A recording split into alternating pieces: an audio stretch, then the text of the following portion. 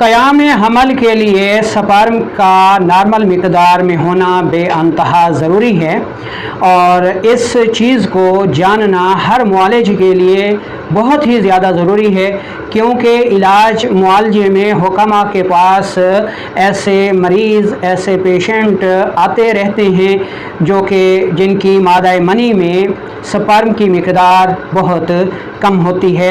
अस्सलामु अलैकुम रहमतुल्लाहि व बरकातुहू। लाखों करोड़ों दरूद व सलाम हज़रत मोहम्मद मुस्तफ़ा सल्लल्लाहु अलैहि वसल्लम पर और आपकी आल पर। मैं हूं आपका मेज़बान हकीम लियाकत अली खिची और आप देख रहे हैं हमारा यूट्यूब चैनल हकीम लियाकत खिची। और आज का हमारा टॉपिक है जी नॉर्मल स्पर्म क्वांटिटी। अपने टॉपिक की तरफ बढ़ने से पहले आपसे गुजारिश है कि अगर आपने हमारा ये चैनल सब्सक्राइब नहीं किया तो जल्दी से इसे सब्सक्राइब कर लें और साथ लगे घंटे के बटन को भी दबा दें ताकि तिब व सेहत के मौजू पर हर नई आने वाली वीडियो आपको सबसे पहले मिलती रहे। दोस्तों, ये वीडियो अतिबाए कराम के लिए, मुआलजीन हज़रात के लिए बहुत ज़्यादा ज़रूरी है जो कि स्पर्म की कमी के मरीज़ों के असूल इलाज का तयन करती है। अतिबाए कराम को ये बताती है कि मर्ज़ कोई भी हो हमेशा फितरत की खिलाफ वर्जी के नतीजे में पैदा होता है और तिब हमेशा इलाज मुआलजा असबाब का करती है, अलामात का हरगिज़ नहीं करती। तो नॉर्मल स्पर्म काउंट में जो लैब रिपोर्ट मुआलिज के सामने आती है और उसमें ये बताया जाता है जी कि स्पर्म की मिक़दार कम है, मादा मनविया की मिक़दार कम है, या फिर उसमें नॉर्मल स्पर्म कम है, एबनॉर्मल ज़्यादा हैं, मुर्दा ज़्यादा हैं, स्लॉगिश कम है, फ़लाँ फ़लाँ, ये सारी अलामात होती हैं। और तबीब जो है वो इस रिपोर्ट को देखने के बाद नब्ज़ के ज़रिए उन असबाब का तयन करता है जिनकी वजह से मादा मनी में जो स्पर्म की नॉर्मल मिक़दारें हैं वो कम या ज़्यादा हो जाती हैं। तो क़याम हमल के लिए ये याद रखें कि स्पर्म की नॉर्मल मिक़दारें कम हो जाएं या अपनी मुकर्रर करदा मिक़दार से बढ़ जाएं, दोनों हालतों में उनका इलाज होना बहुत ज़रूरी है। अवाम नास को भी ये चीज़ जान लेनी चाहिए कि जो लैब रिपोर्टें होती हैं उन पर इलाज मुआलजा नहीं हो सकता। लैब रिपोर्ट हमें सिर्फ ये बता सकती है जी कि स्पर्म कितने कम हैं, कितने मुर्दा हैं, कितने ज़िंदा हैं, कितने कमज़ोर हैं, उनकी हरकत कितनी कम है, पास सेल कितने हैं, आरबीसी कितने हैं, डब्ल्यूबीसी कितने हैं, ये लैब रिपोर्ट बता सकती है। बाकी ये नहीं बता सकती कि स्पर्म किस वजह से कम है, किस वजह से मुर्दा हैं, किस वजह से स्लॉगिश हैं, किस वजह से नीम मुर्दा हैं, किस वजह से उनमें पास सेल आ रही है, ठीक है, आरबीसी किस वजह से आ रही है, डब्ल्यूबीसी किस वजह से आ रही है, ये लैब रिपोर्ट हरगिज़ नहीं बता सकती। इन सारी चीज़ों का पता लगाना एक मुआलिज का काम है। तो इसलिए अवाम नास को भी चाहिए कि ज़िद ना करें। बहुत सारे लोग पर्सनल में रिपोर्टें भेज के तंग करते हैं जी कि इलाज बता दें। तो ये वीडियो सुनने के बाद आपको पता चल जाएगा कि जो तिब है वो किन खतूत पर काम करती है।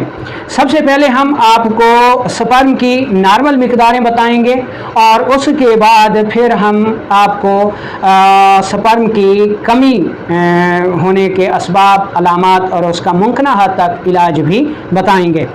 दोस्तों, जो लैब रिपोर्ट आती है उसको पढ़ने का तरीका ये है कि उसमें दो किस्म की मिक़दारें होती हैं। एक रेफरेंस वैल्यूज़ जो कि दाएं तरफ लिखी जाती है, ये आपको इस तरफ या इस तरफ एक नमूना भी मैंने बना के लगा दिया है, उसको देख लेंगे, गौर करेंगे तो आपको ये सारी चीज़ें समझ में आ जाएंगी। तो एक लैब रिपोर्ट में दो किस्म की वैल्यूज़ दी हुई होती हैं।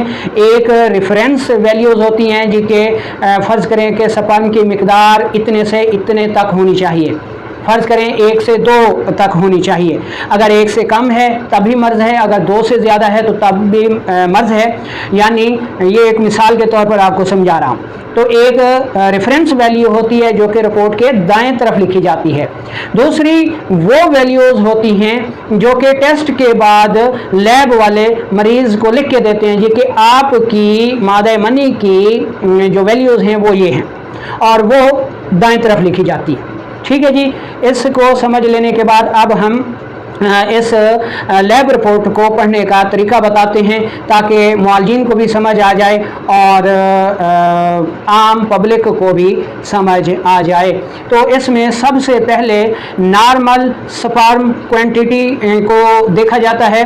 नॉर्मल स्पर्म क्वांटिटी में दो चीज़ें देखी जाती हैं, एक तो मादा मनी की मिकदार। इस तरफ बढ़ने से पहले मैं आपको ये भी बता दूं कि हमारी जो मादा मनी है वो तीन चीज़ों पर मुश्तमिल है, मादा मनी का पानी, मादा मनी की तुरशी और मादा मनी की हरारत। ठीक है, ये तीनों चीज़ें मिलती हैं तो मादा मनी की तकमील होती है। और इन तीनों चीज़ों में अगर फ़र्क आ जाता है तो स्पर्म काउंट में या स्पर्म क्वांटिटी में भी लाजमी तौर पर फ़र्क आ जाता है। मादा मनी का जो पानी है वो दिमाग व आसाब और बलगमी ग़िज़ाओं से पैदा होता है। मादा मनी की जो तुरशी है जिससे मनी के पानी में स्पर्म पैदा होते हैं, ये तुरशी ग़िज़ाओं से, सौदावी ग़िज़ाओं से और कल्ब व उज़लात से पैदा होती है। और मादा मनी की जो हरारत है जो स्पर्म को भी पुख्ता करती है, मादा मनी के पानी को भी पुख्ता करती है, ये सफरावी ग़िज़ाओं और जिगर व गुदद से पैदा होती है। इन सब चीज़ों का भी एक नॉलेज के लिए जानना बहुत ज़रूरी है। तो अब हम नॉर्मल स्पर्म काउंट की रिपोर्ट पढ़ना आपको सिखाएंगे ताकि इसके ऊपर आप मरीज़ की नब्ज़ देखकर, उसकी हिस्ट्री लेकर, उसका कारूरा देखकर इलाज तजवीज़ कर सकें। तो जो स्पर्म रिपोर्ट होती है उसमें पहले नंबर पर हम देखते हैं नॉर्मल स्पर्म क्वांटिटी। इसमें दो चीज़ें देखी जाती हैं। पहले नंबर पर मादा मनी की मिकदार देखी जाती है जिसको वॉल्यूम के नाम से मेंशन किया जाता है लैब रिपोर्ट में। तो वॉल्यूम में जो नॉर्मल मिकदार है मादा मनी की वो 1.5 से 5 ml तक होना लाजमी है। अगर किसी मर्द की मादा मनी 1.5 ml से कम है तो उसको इलाज की ज़रूरत है, और अगर 5 ml से मादा मनी ज़्यादा है तो फिर भी ऐसे मर्द को इलाज की ज़रूरत है। ये नहीं है कि अगर मादा मनी की मिकदार ज़्यादा है तो ये अच्छी बात है, नहीं, इससे भी बाज़ औक़ात क़याम हमल में रुकावट पेश आती है। अच्छा, दूसरे नंबर पर जो चीज़ लैब रिपोर्ट में देखी जाती है नॉर्मल स्पर्म क्वांटिटी में वो है टोटल स्पर्म काउंट।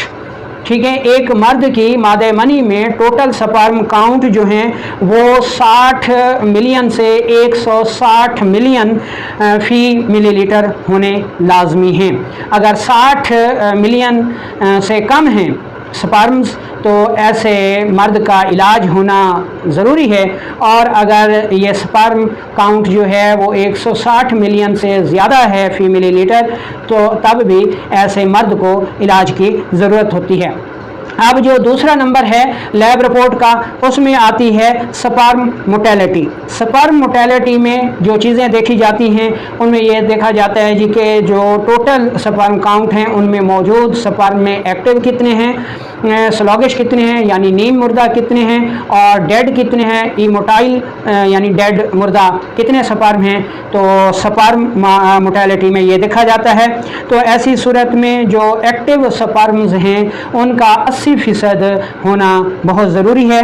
ठीक है, और इसमें जो स्लॉगिश हैं वो 10% होते हैं। स्लॉगिश का मतलब है नीम मुर्दा, यानी उनमें जान तो होती है लेकिन वो हलने चुलने के काबिल नहीं होते।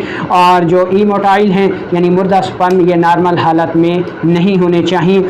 ये इन वैल्यूज़ में 5-10 पॉइंट का फ़र्क होता है, मुख्तलिफ लेबॉर्ट्रीज़ की रेफरेंस वैल्यूज़ में ये फ़र्क आया करता है। अब जो लैब रिपोर्ट में तीसरी चीज़ पढ़ी जाती है नॉर्मल स्पर्म काउंट में वो है स्पर्म मॉर्फोलॉजी। इसमें देखा जाता है नॉर्मल स्पर्म और एबनॉर्मल स्पर्म। तो हालत सेहत में नॉर्मल स्पर्म का 80% होना ज़रूरी है और एबनॉर्मल 20% होने चाहिए। अब जो नॉर्मल स्पर्म्स हैं अगर ये 80% से कम हैं तो ये जो है वो मर्ज़ में दाखिल है। ठीक है, और एबनॉर्मल भी अगर 20% से ज़्यादा हैं तो ये भी मर्ज़ है। अच्छा, चौथी जो रिपोर्ट में चीज़ पढ़ी जाती है वो है साइटोलॉजी। इसमें लैब वाले ये लिखते हैं जी कि पास सेल कितने हैं, आरबीसी कितने हैं, डब्ल्यूबीसी कितने हैं। हालत सेहत में पास सेल, आरबीसी या डब्ल्यूबीसी का अखराज नहीं होता। अगर इनका अखराज होता है ठीक है, तो फिर पहले इनका इलाज होना ज़रूरी है और उसके बाद स्पर्म्स जो है उनकी नॉर्मल मिकदार जो है वो पूरी हो जाती है। तो ये था लैब रिपोर्ट के पढ़ने का तरीका, जो कि एक मुआलिज को, एक आम फर्द को ये बताती है कि नॉर्मल स्पर्म काउंट जो है वो कितनी होनी चाहिए। अच्छा, अब हम चलते हैं कि इसकी जो मादा मनी की मिकदार है, वॉल्यूम है, वो असाबी तहरीक के गैर तबई होने से भी कम हो जाता है, यानी पतली हो जाती है मनी और मिकदार में कम हो जाती है, क्योंकि असाबी तहरीक में मनी पेशाब के रास्ते खारिज होती रहती है, जरियान की सूरत में मनी की थैली में जमा नहीं हो पाती, जिसकी वजह से इसकी मिकदार कम हो जाती है। और मिकदार कम हो जाती है तो साफ जाहिर है कि स्पर्म्स भी कम हो जाएंगे, और जब स्पर्म कम हो जाएंगे तो एक्टिव भी कम हो जाएंगे। ठीक है, ये असाबी तहरीक का मर्ज़ है। इसका इलाज है वो उज़लाती तहरीक में होगा। नंबर 2 पे आती है उज़लाती तहरीक के, इसमें अगर तुर्शी बढ़ जाए तो तुर्शी के बढ़ जाने की वजह से जो मादा मनी का पानी है वो खुश्क हो जाता है, और जब ये खुश्क हो जाता है तो मनी की मिकदार कम हो जाती है, जिसकी वजह से जो नॉर्मल स्पर्म काउंट है उसमें फ़र्क आ जाता है। और तीसरे नंबर पर अगर जिगर व गुदद की सोजिश हो जाए, हरारत ज़्यादा हो जाए, तो तब भी जो मनी का पानी है ये खुश्क हो जाता है और मनी की मिकदार कम हो जाती है। ठीक है, ये आपने इसको समझ लिया। दूसरे नंबर पर है जी टोटल स्पर्म काउंट में ख़राबी। अगर आसाबी सोजिश है, दिमाग व आसाब की सोजिश है, और इसमें मादा मनी जो है वो पतला होकर जरियान की सूरत में जिस्म से अखराज पाता रहता है, तो मनी की मिकदार कम हो जाती है। और जब मनी में मनी का पानी ज़्यादा हो जाता है तो मनी की तुर्शी कम हो जाती है, और तुर्शी कम हो जाती है तो टोटल स्पर्म काउंट शदीद मुतासर होती है, क्योंकि मनी के पानी में जब तक पूरी तुर्शी नहीं मिलेगी तो स्पर्म पैदा नहीं हो सकेंगे। इसलिए आसाबी तहरीक में जब उज़लात में तस्कीन होती है तो मादा मनी में तुर्शी की कमी की वजह से टोटल स्पर्म काउंट कम हो जाती है। और तीसरे नंबर पर है जिगर व गुदद की सोजिश की वजह से अगर हरारत बढ़ जाए तो रतूबात जो हैं ये उड़ के कम हो जाती हैं। ठीक है, जब ये रतूबात कम हो जाती हैं तो उनमें स्पर्म जो है वो भी कम हो जाते हैं, इसलिए जिगर व गुदद की सोजिश में टोटल स्पर्म काउंट में हरारत की ज़्यादती की वजह से कमी आ जाती है। ठीक है जी, अब आ जाते हैं जी एक्टिव स्पर्म्स के। अगर आसाबी तहरीक है और मादा मनी में मनी का पानी ज़्यादा है, तुर्शी कम है, तो साफ ज़ाहिर है कि हरारत भी कम होगी। तो आसाबी तहरीक की ज़्यादती और उज़लाती तहरीक में तस्कीन की वजह से जो स्पर्म्स हैं उनकी मोटेलिटी शदीद मुतासर होती है और उनकी हरकत इंतहाई स्लो हो जाती हैं, जिसकी वजह से ऐसे स्पर्म औरत के ओवम तक नहीं पहुंच सकते। अच्छा, तो इस तरह एक्टिव स्पर्म्स की तादाद कम हो जाती है और उनकी हरकत भी कम हो जाती है। ठीक है। अच्छा, नंबर 2 पे अगर उज़लाती तहरीक शदीद हो जाए और तेज़ाबियत की ज़्यादती हो जाए तो ये तेज़ाबियत स्पर्म्स को मार देती है, जिसकी वजह से जो एक्टिव स्पर्म्स हैं इनमें मुर्दा स्पर्म या स्लोगिश यानी नीम मुर्दा की मिकदार बढ़ जाती है और जो एक्टिव स्पर्म्स हैं वो कम हो जाते हैं। ठीक है। और एक्टिव स्पर्म्स की जो तीसरी वजह है वो है हरारत की ज़्यादती। जब हरारत ज़्यादा होती है तो ऐसी सूरत में भी पास सेल बढ़ जाते हैं और एक्टिव स्पर्म्स की मिकदार कम हो जाती है। ईमोटाइल यानी मुर्दा स्पर्म्स की मिकदार बहुत ज़्यादा बढ़ जाती है, बाज़ सूरतों में 90% तक भी मुर्दा स्पर्म्स लैब रिपोर्ट में शो होते हैं। ठीक है जी। अब हम इसके तीसरी सूरत का जायज़ा लेते हैं स्पर्म मार्फोलॉजी में कि नॉर्मल स्पर्म और एबनॉर्मल स्पर्म। ठीक है जी। अगर असाबी तहरीक गैर तबई हो जाती है, दिमाग व असाब की सोजिश हो जाती है किसी नौजवान में, तो ऐसी सूरत में जिस्म में हरारत की कमी हो जाती है। जब हरारत की कमी हो जाती है तो मादा मनी पुख्ता नहीं होती, और मादा मनी पुख्ता नहीं होती तो उसमें नॉर्मल स्पर्म कम हो जाते हैं और एबनॉर्मल बढ़ जाते हैं। इसी तरह अगर उज़लाती तहरीक है और तुर्शी की ज़्यादती है तो ऐसी सूरत में तेज़ाबियत की ज़्यादती की वजह से भी हरारत कम हो जाती है और तेज़ाबियत स्पर्म्स को मार देती है, जिसकी वजह से स्पर्म नॉर्मल कम हो जाते हैं और एबनॉर्मल की तादाद बढ़ जाती है।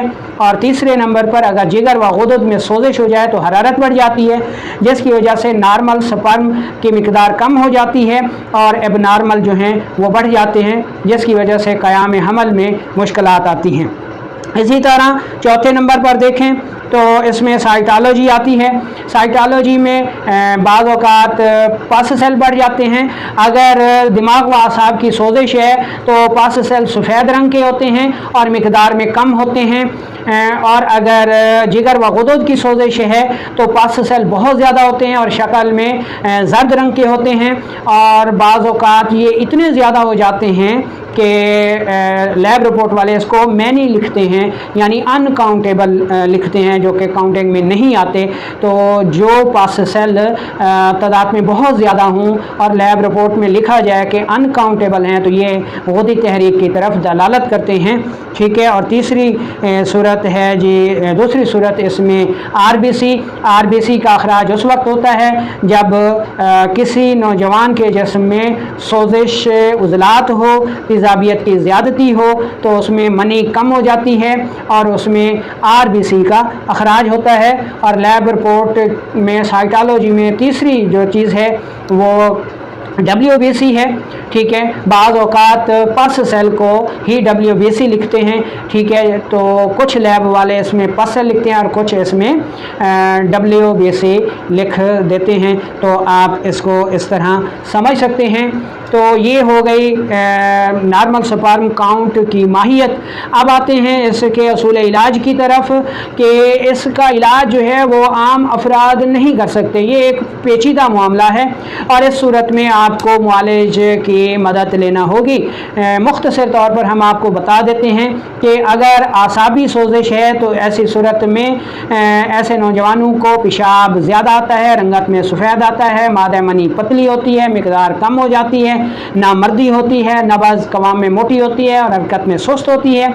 ऐसी सूरत में तुर्श चीज़ों का इस्तेमाल करना चाहिए। भुना हुआ चना है, इंजीर है, किशमिश है और दही है। इसमें अगर कोई नुस्खा आप इस्तेमाल करना चाहें तो तुख्म सुर्स और फली कीकर बराबर वज़न लेकर इंतहाई बारीक पाउडर कर लें और 3 ग्राम की मिकदार में तुर्श लस्सी के साथ सुबह शाम इस्तेमाल करें तो ये नुस्खा स्पर्म की मिकदार को बढ़ा देता है।